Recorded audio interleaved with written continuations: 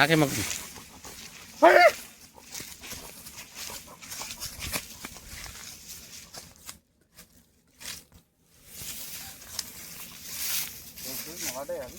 నమస్కారం. నేను మొన్న స్థానిక సంస్థల్లో నూతనంగా ఎన్నుకోబడ్డ సర్పంచ్ని. మాది నిర్మల్ జిల్లా కడెం మండలం లింగాపూర్ గ్రామ పంచాయతీకి చెందినవాడిని.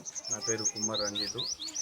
గత 2-3 సంవత్సరాల నుంచి వెళ్ళి మా విలేజ్లో కోతుల బెడద ఎక్కువ కావడం వల్ల ఇంటింటికి తలకు 50 రూపాయలు వేసి బోన్లు చేయించినా కానీ ఆ బోన్లలో కొన్ని పడుతున్నాయి, కొన్ని పడతలేవు. అవి కొన్ని బెదిరిపోయినాయి.